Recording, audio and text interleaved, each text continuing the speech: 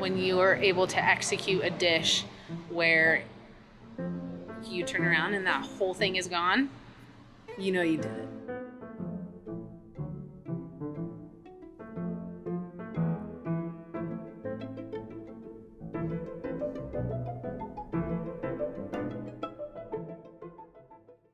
When I am cooking with fish, which is 90% of my job, is I always try to picture the dish in my head as, do I want it to be yellows and purples, or do I want green and pinks within it? Once I kind of see how I want that to be plated, I will match what flavors I want to those colors.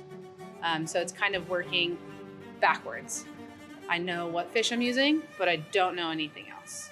For my specialty, I am fish forward. By being that, you have to have the understanding of how to butcher fish properly. Being able to follow the lines of the fish, because you're going in blind. You can't see anything.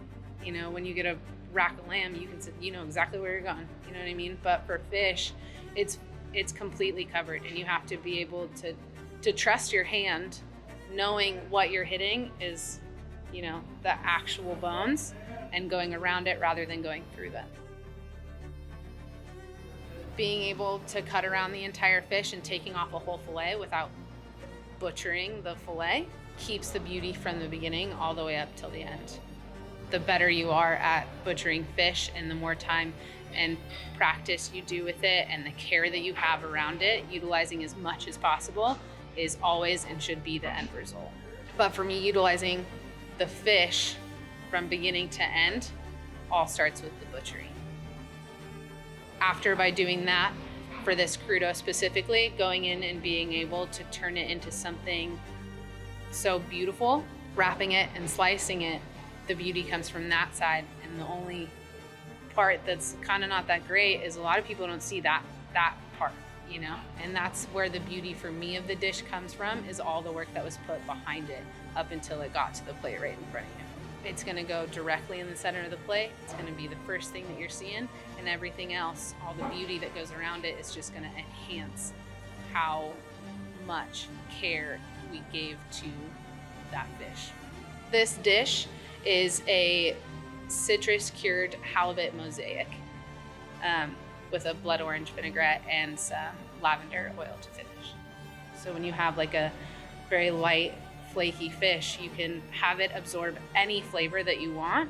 So I can say, okay, well, I want to use red, or I want to use blue, I want to use greens, and really bring it to life.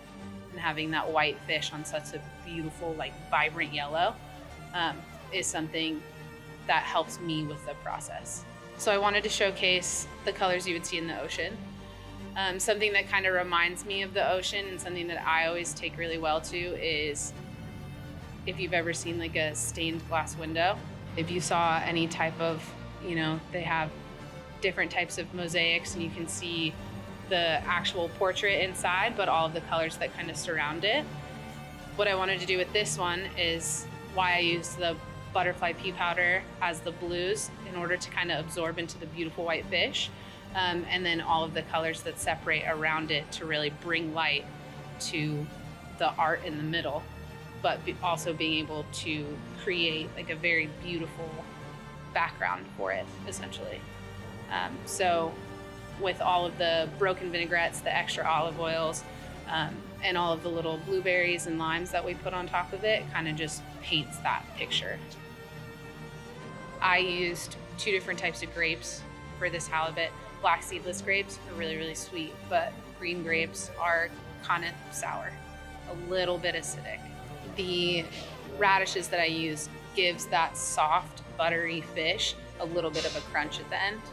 The herbs that I'm using are a little peppery, so every single component to me has a flavor that matters against the fish. When you're able to make that perfect bite, and you can eat that with the blood orange, that's citrus, but it's not sour. It's more sweeter, a little more earthy, and then having that lavender in there kind of brings it all together.